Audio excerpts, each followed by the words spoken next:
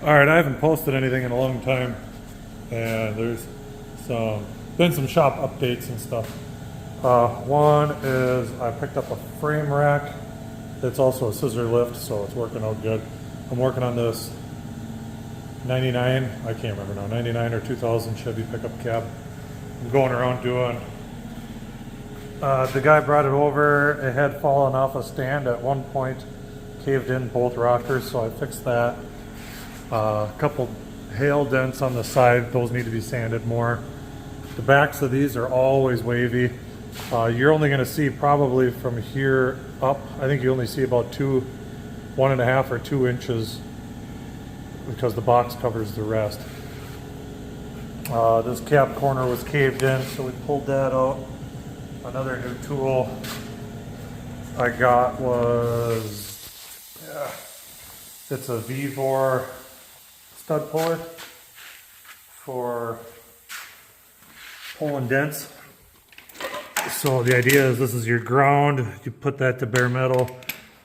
This has a trigger, you hit the button and it can weld the end of this on, and then you can use the slide hammer to kind of pop the dent out. It comes with a bunch of different attachments. So far it's been pretty good.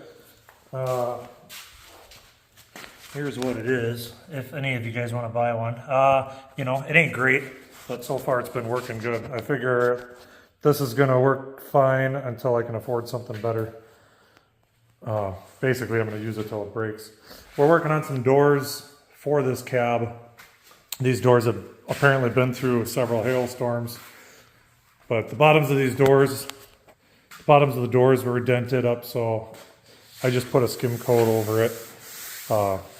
The only tools I've been using so far is my mud hog, my grinder, and an air file. If you guys buy these cheaper air files, they suck.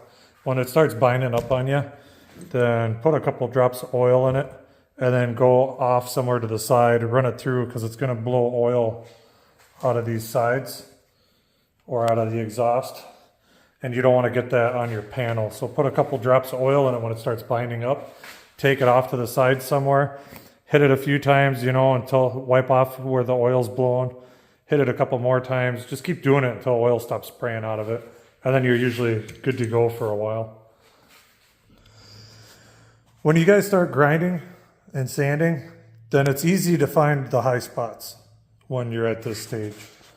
You come over and you look,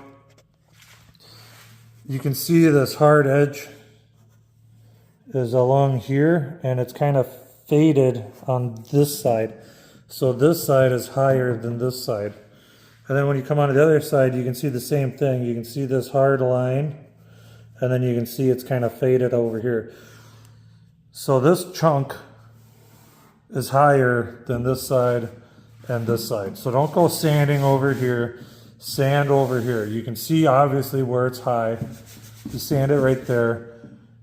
Over here, when you feel it, this part is high. That's high, obviously.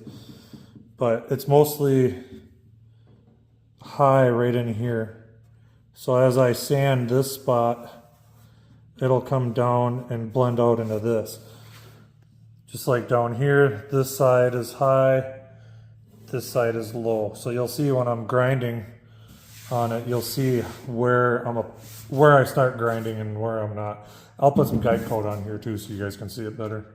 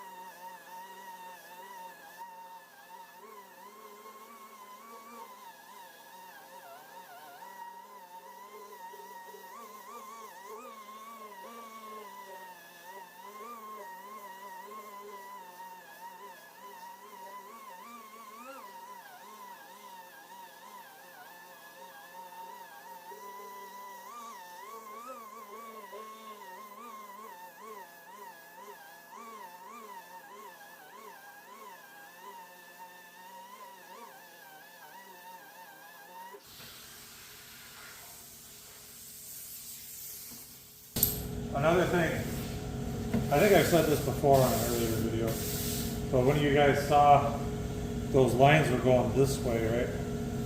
So when I skimmed it, then I was pulling this way with it.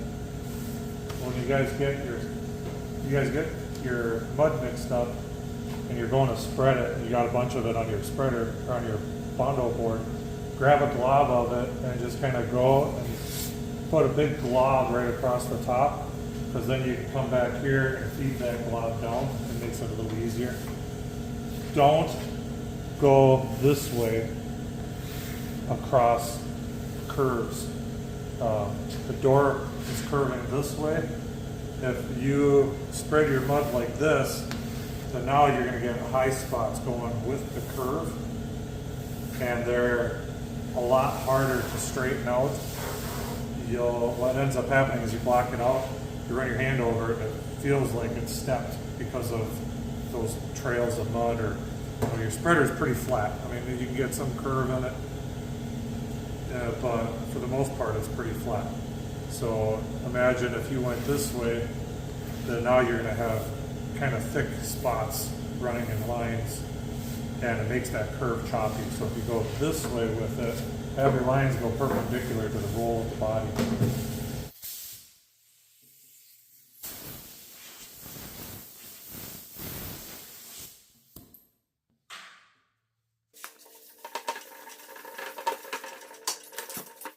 Hand blocking is faster than using one of these, but over the years, this will save your shoulders. Like for me, for how much I've done it, especially since now, what is it, it's July, and back like around Christmas time, I hurt my shoulder, and I've been babying it, and finally went to the doctor a couple weeks ago.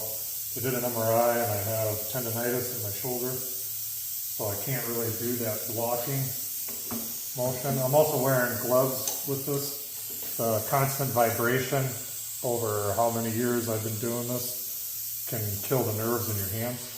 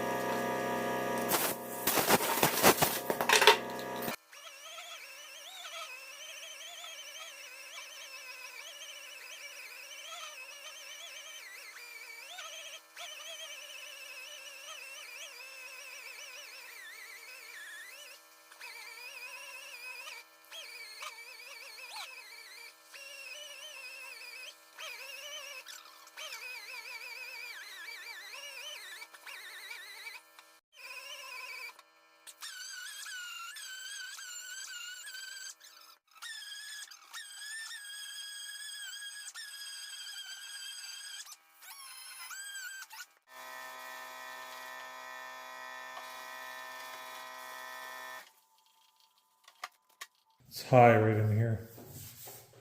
I'm pushing down on this corner, and I'm not like this. I'm holding it flat, but I'm putting most of the pressure right here. You can even see where and you stay on the mud. Stay on the high stuff.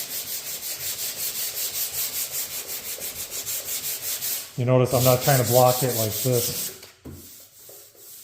There we go. See? Well, you probably can't see from there, but feels a lot better now. And then hit your edges. Clean up your edges and stuff between.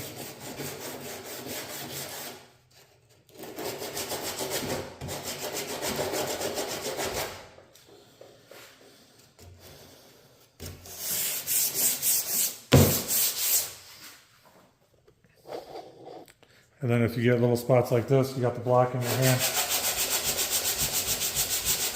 Could do this little guy with the DA.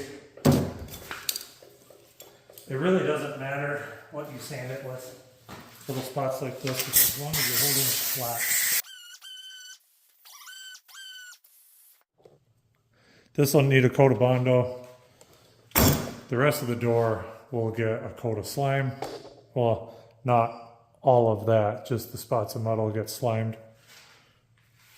And then we can, oops, and then we can prime them. Same thing. So this one's ready for slime. That one's ready for slime. I have, the last time I mixed up some mud, I ran out, take you guys out of this. I ran out of mud. I only had time to do this corner,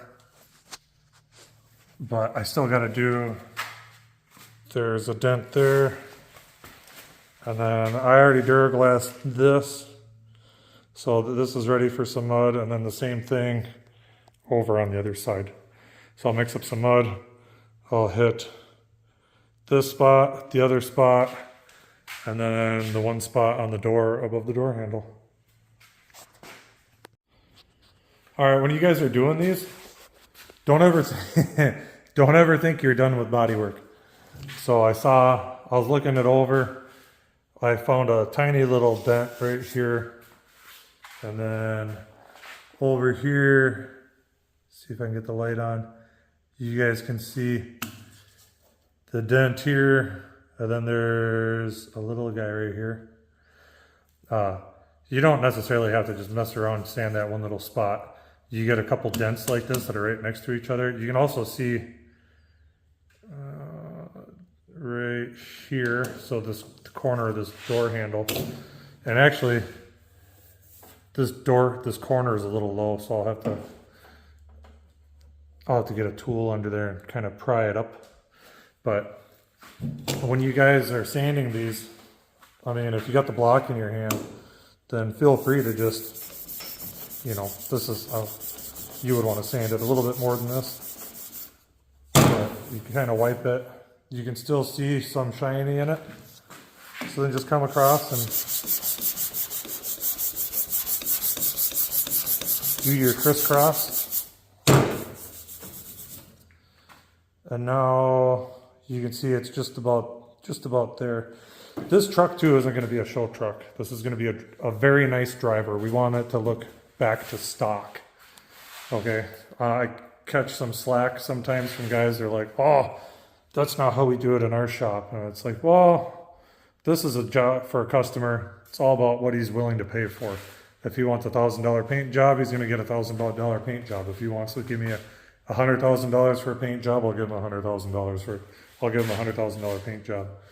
But this is going to be a really nice driver. We're trying to make it look back to stock. The paint on this is factory paint, so we don't have to strip it down. The only problem is it's got a lot of scratch and dents and a lot of scratches and stuff, chips in it. But we're just going to sand all those out. Let me see what else here. These are, I think, as of right now, these are the last two spots that I got a mud. But I'm going over, looking everything over. So if I got to mix any more mud, this is going to be the last time, the last mix.